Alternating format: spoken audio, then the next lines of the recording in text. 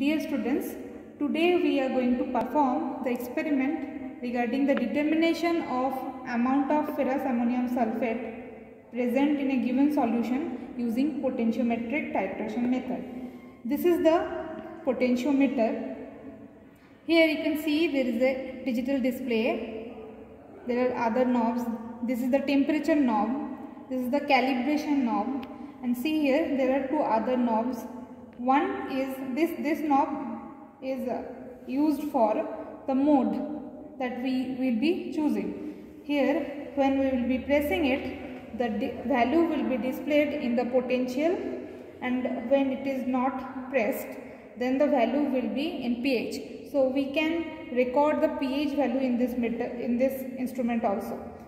But now we will be recording the potential value only. Here is the temperature knob, and we have to check the lab temperature and we have to fix it, and accordingly have to calibrate the instrument. This instrument is already calibrated. Now for this potentiometric titration, we have taken this ferrous ammonium sulfate and we have to titrate this solution against this potassium dichromate.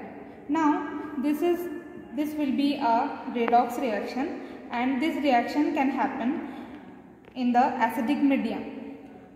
For that acidic medium, to make the system in acidic medium, we have to add acid also. Here in this redox reaction,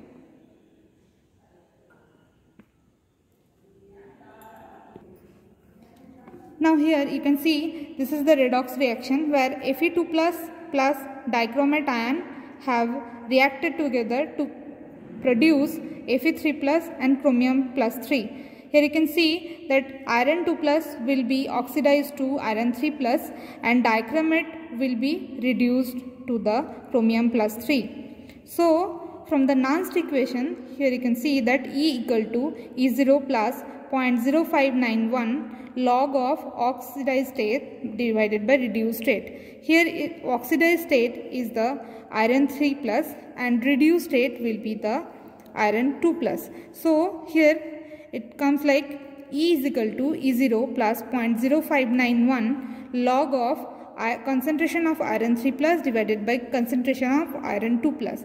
So when we will gradually add dichromate, the iron 3 plus concentration will be increasing, and parallelly this cell potential will also increase. So let us see what will happen. So to carry out the experiment, we have to take 25 ml of ferrous ammonium sulfate. This is the 0.5 normal ferrous ammonium sulfate, and we have to take 25 ml of ferrous ammonium sulfate, and then we have to immerse this electrode assembly. Now you can see there are two electrodes. One is this blue one, platinum electrode, which is nothing but the working electrode here, and this one is the saturated calomel electrode, which will work as the reference electrode here. So we have to immerse this electrode assembly into the solution. Then we have to add the dilute acid to make this medium acidic. I already have pipetted out this 25 ml of ferrous ammonium sulfate, and already acid has been added. Now after immersing the electrodes, first we have to record the value here. See, this will come around 300 and we have to record the value.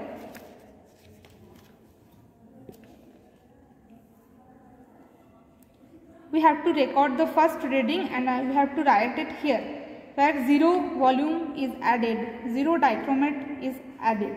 So we have to record the potential value here. So I am recording this.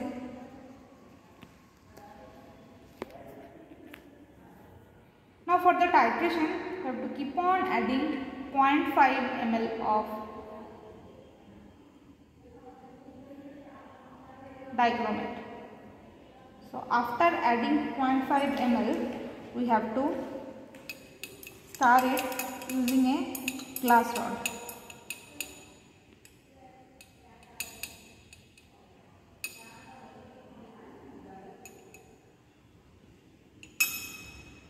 We have to be very careful while starring because the electrodes are very sensitive. Now, next reading is 367. We can see that there is a rise in electrode potential because of the increase in the concentration of iron 3+. So, next reading we have to record as 0.5 ml have added, and then we have to keep on adding 0.5 ml of dichromat.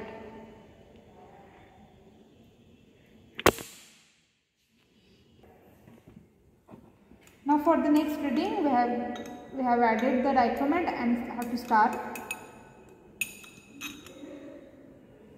and the next reading is around 386.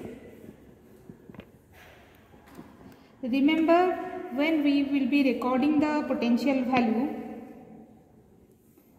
then the value should not fluctuate, it should be constant. Here we can see the solution color has changed to a greenish one because of the production of chromium plus 3. Then we have to keep on add 0.5 ml.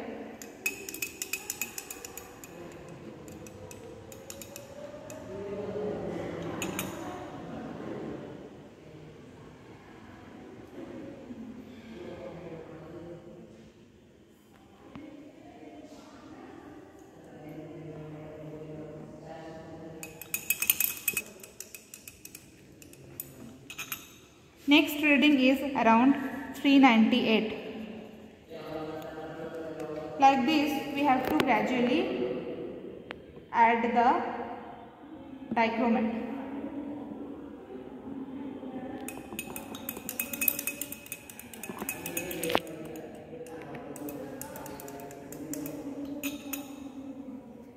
Next reading is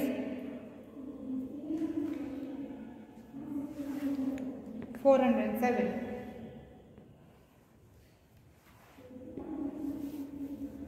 So gradually I have added 0.5 ml and we have got these values. So far we have added 4.5 ml of potassium dichromat and hence the final value becomes 484. I'll add again 0.5 ml of potassium dichromat.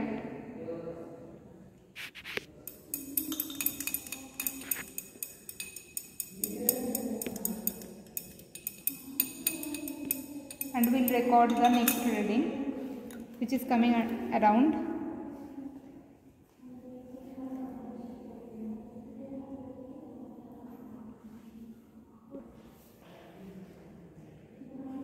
So the reading becomes 504. Next we will add again 0.5 ml and we will start.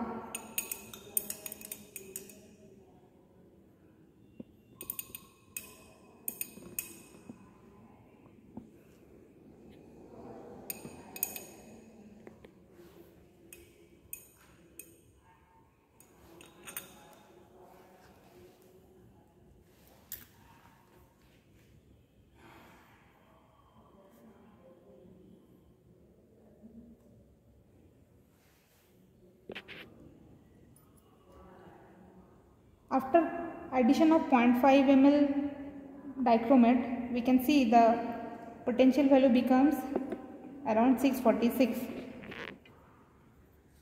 See, there is a sudden jump because the previous value was around 504 and next becomes the 646. Then we have to again add 0.5 ml.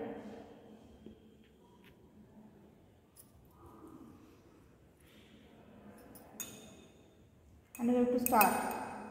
we can see the solution becomes more greenish.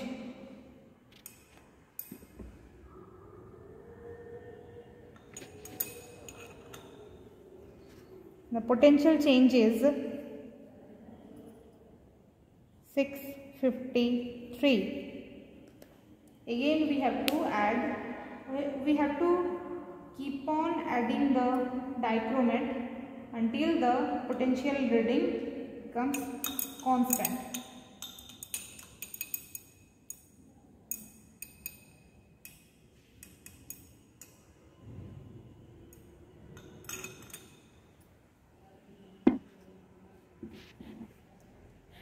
Next is 657. We can see the difference is very less here. Next again we have to add 0.5 ml of dichromat and have to start.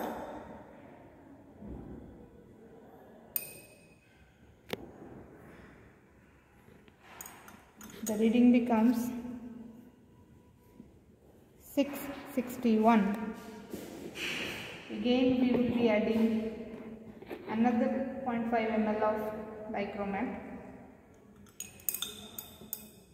and have to start again, and the reading is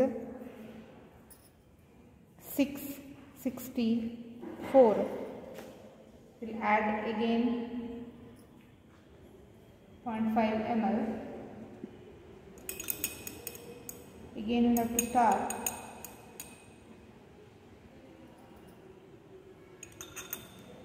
Becomes 667.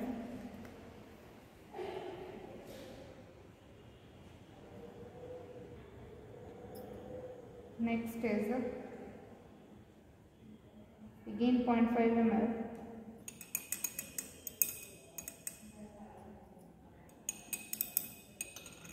Becomes 670.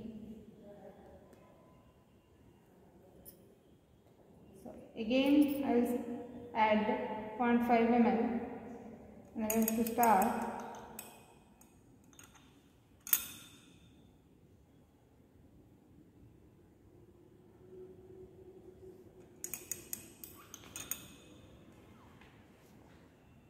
And the reading becomes 670 around. So we can see the reading becomes, the change in potential becomes constant only. So here we will stop the titration and we'll go for the calculation.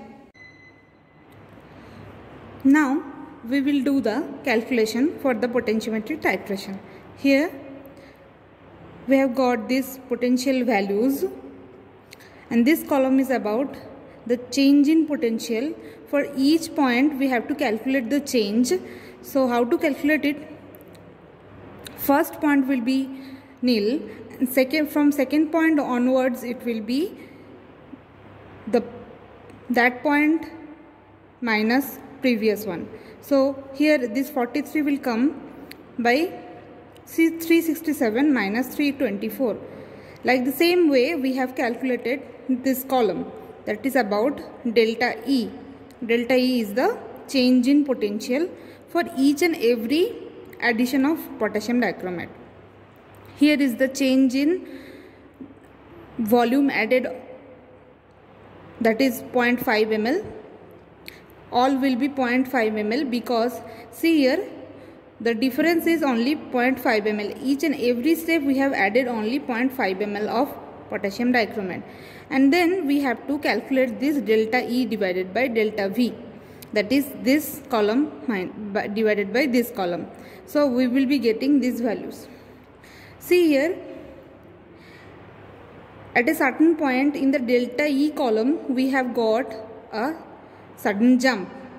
So in the column delta E by delta V we will be getting a jump also. So here we have to plot this delta E by delta V against the volume added, the potassium dichromat added. This is the graph. Y axis it was delta E by delta V, and in the x-axis it will be the volume added of potassium dichromate. By plotting the graph, we have got this maxima which indicates the equivalence point.